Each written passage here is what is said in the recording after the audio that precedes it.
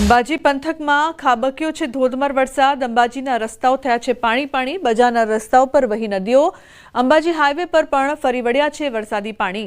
ઘૂંટણસમાં પાણી ભરાતા વાહન ચાલકો અટવાયા છે। બજારોની દુકાનોમાં પણ ફરી વળ્યા છે પાણી। અંબાજીમાં જે રીતે આજે બપોરે ધીમી ધારે વરસાદ શરૂ થયો હતો અને ચોક્કસપણે કહેવામાં આવ્યું કે મોડી સાંજે ભારે વરસાદ ખાબકી શકે છે। ચોક્કસપણે આજે મોડી સાંજે જે અંબાજી પંથકમાં છે કે ભારે વરસાદની ધમાકેદાર એન્ટ્રી થવા પામી હતી અને ખબર નથી પડતી ચોમાસું એક તરફ વિદાય લઈ રહ્યું છે ત્યારે આ કમોસમી માનવું, માવઠું માનવું કે ચોમાસાનો વરસાદ માનવો, પણ આજે જે સાંજે વરસાદ પડવા પામ્યો છે એ બજારમાં છે પાણીની નદીઓ જોવા મળી છે અને કેટલીક દુકાનોમાં પાણી ઘૂસી જતા દુકાનો પણ બંધ કરવાની ફરજ પડી હતી। અને હાઈવે માર્ગ જે છે અંબાજી હિંમતનગરનો હાઈવે માર્ગ છે સમગ્ર આપણે બતાવવા માંગીશ કે પાણીમાં ગરકાવ થયેલો જોવા મળી રહ્યો છે અને મોટી સંખ્યામાં વાહનો જે છે વાહનો અટવાયેલા જોવા મળી રહ્યા છે। અનેક વાહનો પાણીમાં। તો હવામાન વિભાગે દક્ષિણ ગુજરાતમાં વરસાદની આગાહી કરી છે ત્યારે ડાંગના સાપુતારા ખાતે ધીમી ધારે વરસાદ વરસ્યો છે। પ્રવાસીઓમાં ખુશીનો માહોલ જોવા મળ્યો છે। ખેડૂતો ચિંતિત બન્યા છે। ડાંગર, નાગલી અને વરાઈ જેવા તૈયાર પાકમાં નુકસાનની ભીતિ સેવાઈ રહી છે।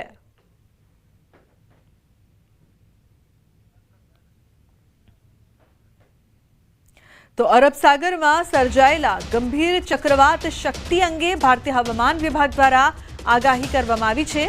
6 ઓક્ટોબરે ગુજરાત તરફ શક્તિ વાવાઝોડું યુ ટર્ન લેશે। ગુજરાત તરફ ફંટાયા બાદ વાવાઝોડું ધીમું પડવાની શક્યતા છે। આગામી 5 દિવસ રાજ્યમાં ભારે વરસાદની કોઈ શક્યતા નથી, પરંતુ કેટલાક ભાગોમાં હળવા ઝાપટા પડી શકે છે। 8 ઓક્ટોબરે દ્વારકા, જામનગર, પોરબંદર, સુરત, નવસારી અને વલસાડમાં મધ્યમથી ભારે વરસાદની શક્યતા છે। અમદાવાદમાં છૂટાછવાયા સ્થળે હળવા વરસાદની આગાહી કરવામાં આવી છે। શક્તિ વાવાઝોડાની ગુજરાત પર નહીવત અસર જોવા મળશે। જો કે માછીમારોને આગામી 5 દિવસ દરિયો ન ખેડવાની સૂચના આપવામાં આવી છે। વાવાઝોડું 6 ઓક્ટોબરે ગુજરાત તરફ યુ ટર્ન લેશે। વાવાઝોડાની અસર ગુજરાત પર ખૂબ ઓછી થશે। દરિયાકાંઠે 40થી 55 કિલોમીટરની ઝડપે પવન ફૂંકશે। શક્તિ વાવાઝોડાને ધ્યાનમાં રાખીને 3 નંબરનું ચેતવણી સિગ્નલ જાહેર કરવામાં આવ્યું છે, જે દર્શાવે છે કે બંદર પર હળવું સંકટ અથવા ખરાબ હવામાનની સંભાવના છે। શક્તિ વાવાઝોડાને લઈને વહીવટીતંત્ર સંપૂર્ણપણે એલર્ટ મોડ પર છે અને દરિયાકાંઠાના વિસ્તારોમાં પરિસ્થિતિ પર સતત નજર રાખી રહ્યું છે। લોકોને દરિયા કિનારે ન જવાની અને હવામાન વિભાગની સૂચનાઓનું પાલન કરવાની તાકીદ પણ કરવામાં આવી છે।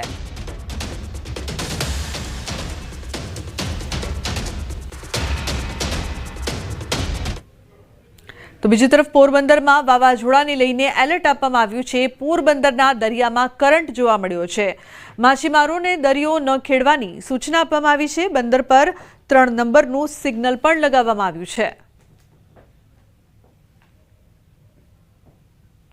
શક્તિ નામનું વાવાઝોડું જે અરબી સમુદ્રમાં હાલ જે કહી શકાય કે સક્રિય છે, તે વાવાઝોડું જે ગતિએ આગળ અત્યારે હાલમાં તો કહી શકાય કે ઓમાન અને જે ગલ્ફ તરફ જે જતું જોવા મળે છે, પરંતુ ક્યાંક ને ક્યાંક આ જે વાવાઝોડું છે તે ફરી સૌરાષ્ટ્રના જે દરિયાકાંઠાના વિસ્તાર છે તે તરફ પણ તેની અસર ક્યાંક ને ક્યાંક જોવા મળે અને પવન અને વરસાદની પણ જે રીતે હવામાન વિભાગ દ્વારા આગાહી કરવામાં આવી છે તેને લઈને પોરબંદરની વાત કરીએ તો પોરબંદરની જે આપ જોઈ શકો છો કે દરિયો જે છે તે પોરબંદરના દરિયામાં જે કરંટ છે તે કરંટ જોવા મળી રહ્યો છે।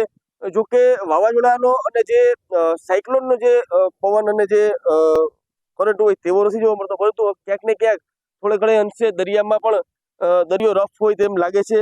પરંતુ હાલ તો સતર્કતાના કારણે પોરબંદરના જે તમામ જે માછીમારો છે તેઓને દરિયામાં માછીમારી કરવા માટે ન જવા માટે તંત્ર દ્વારા સૂચના આપવામાં આવી છે। સાથે જ 3 નંબરનું જે સિગ્નલ છે તે પોરબંદરના બંદર પર લગાવવામાં આવ્યું છે છેલ્લા ઘણા દિવસોથી। એટલે હાલ તો જિલ્લા વહીવટી તંત્ર જે છે તે આ જે હવામાન વિભાગની આગાહી છે તેને લઈને જે તકેદારીના પગલાં છે તે લઈ રહ્યું છે અને ખાસ કરીને જે હવામાનનું જે બુલેટિન જે છે, હવામાન વિભાગની જે સમગ્ર જે જાણકારી જે છે, સૂચનાઓ છે તેના તરફ જે સમગ્ર ધ્યાન છે તે કેન્દ્રિત કરી રહ્યું છે। રતીશ સિનુ, ન્યૂઝ 18 ગુજરાતી, પોરબંદર। ગીર સોમનાથમાં દરિયામાં વાવાઝોડાની અસર જોવા મળી। દીવના દરિયામાં ઉછળ્યા છે ઊંચા મોજા। માછીમારોને દરિયો ન ખેડવાની સૂચના આપવામાં આવી છે। વેરાવળ બંદરે 3 નંબરનું સિગ્નલ યથાવત છે। માછીમારોને તાત્કાલિક પરત ફરવા આદેશ। અરબી સમુદ્રની અંદર હાલ શક્તિ નામનું વાવાઝોડું છે તે સક્રિય થયું છે અને આ શક્તિ નામનું વાવાઝોડું હવે ધીરે ધીરે ગુજરાત તરફ આગળ વધી રહ્યું છે। ત્યારે હું મારી પાછળના આપને દ્રશ્ય બતાવીશ, કારણ કે આ જે દ્રશ્યો છે તે પ્રવાસન સ્થળ દીવના છે ને પ્રવાસ સ્થળ દીવને જે અરબી સમુદ્ર છે તે હાલ ગાંડો તુરબેલો છે। દરિયાની અંદર ભારે ઊંચા મોજાઓ છે તે ઉછળી રહ્યા છે। ખાસ કરીને દીવનો જે આ દરિયા કિનારા પરના મોજા છે, દીવના જે પહાડો હોય છે તેમની સાથે અથડાઈ રહ્યા છે। તો બીજી તરફ માછીમારોની જો વાત કરવામાં આવે તો ગીર સોમનાથ અને દીવના જે મોટા ભાગના માછીમારો છે કે જેઓ દરિયાની અંદર માછીમારી કરવા માટે ગયા હોય છે તે તમામ માછીમારોને હાલ અલગ અલગ બંદરો ઉપર બોટો છે તે લાંગરવા માટેની સૂચના આપવામાં આવી છે અને ખાસ કરીને 3 નંબરનું સિગ્નલ છે તે પણ ઘણા દિવસોથી યથાવત રાખવામાં આવ્યું છે। એટલે કે ખાસ કરીને 30 તારીખથી લઈ અને આગામી 5 તારીખ સુધી માછીમારો છે તેમને દરિયાની અંદર માછીમારી ન કરવા જવા માટે પણ સૂચના આપવામાં આવી છે। ત્યારે જોવું રહ્યું કે હવે જેમ જેમ ગુજરાત તરફ શક્તિ નામનું વાવાઝોડું આગળ વધી રહ્યું છે તેમ તેમ અરબી સમુદ્ર છે તે કઈ રીતે પોતાનું રૂપ ધારણ કરે છે। દિનેશ સોલંકી, ન્યૂઝ 18 ગુજરાતી, ગીર સોમનાથ। દ્વારકાના દરિયામાં હળવો કરંટ જોવા મળ્યો છે। હાલ શક્તિ વાવાઝોડાને લઈને દ્વારકાના દરિયામાં હળવો કરંટ જોવા મળી રહ્યો છે। તમામ માછીમારોને દરિયામાં ન જવાની સૂચના। જિલ્લામાં તમામ બંદરો પર 3 નંબરનું સિગ્નલ યથાવત છે।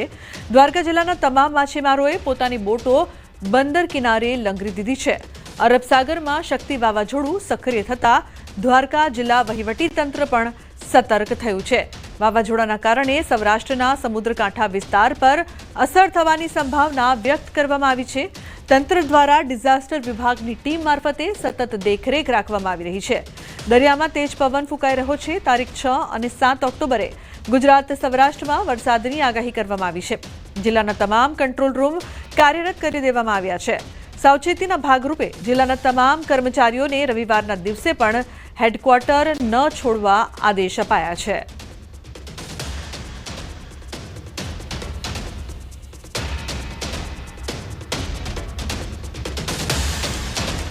બિહારના છપરામાં મુશળધાર વરસાદને પગલે જિલ્લા મેજિસ્ટ્રેટે શાળાઓ અને આંગણવાડી કેન્દ્રો દિવસભર માટે બંધ રાખવાનો આદેશ આપ્યો હતો।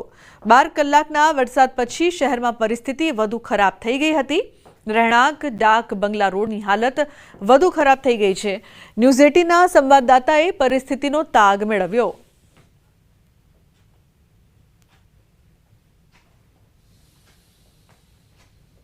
छपरा में पिछले 24 घंटे से बारिश का दौर जारी है और बारिश के बाद जो हालात पैदा हो गए हैं वो डराने वाले हैं। हम अभी खड़े हैं छपरा के डाक बंगला रोड में। यहाँ के हालात आप देख सकते हैं। ये पानी जो है, हम दिखाना चाहेंगे पानी को, सबसे पहले पानी को फोकस किया जाए। और ये पानी जो है लगातार बढ़ता जा रहा है। बारिश बार बार रुक रुक करके, थोड़ी देर के लिए बारिश रुकी थी, बारिश फिर शुरू हो जा रही है। लोग परेशान हैं, कुछ लोग हैं मेरे साथ। क्या स्थिति अभी है बताइए? स्थिति बहुत गड़बड़ है सर, बहुत गड़बड़ हो गया है।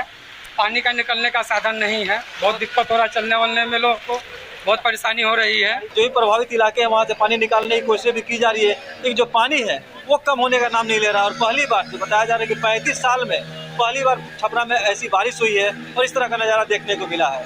संतोष गुप्ता, न्यूज़ 18 छपरा। તો બિહારના કેમૂરમાં વરસાદથી પૂરની સ્થિતિ। સતત વરસાદના કારણે વિવિધ સ્થળોએ પાણી ભરાયા છે।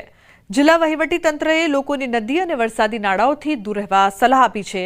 નીચાણવાળા વિસ્તારોમાં વરસાદી પાણી વહેતા થયા છે। ઉલ્લેખનીય છે કે સતત વરસાદથી જે પરિસ્થિતિ છે આપ જોઈ શકો છો। નીચાણવાળા વિસ્તારોમાં વરસાદી પાણી વહેતા થયા છે, સાથે જ લોકોને મુશ્કેલીનો સામનો કરવો પડી રહ્યો છે। લોકોને નદી નાળાથી દૂર રહેવા પણ તંત્ર અપીલ કરી રહ્યું છે। જનજીવન અહીં સંપૂર્ણપણે ઠપ થયું છે।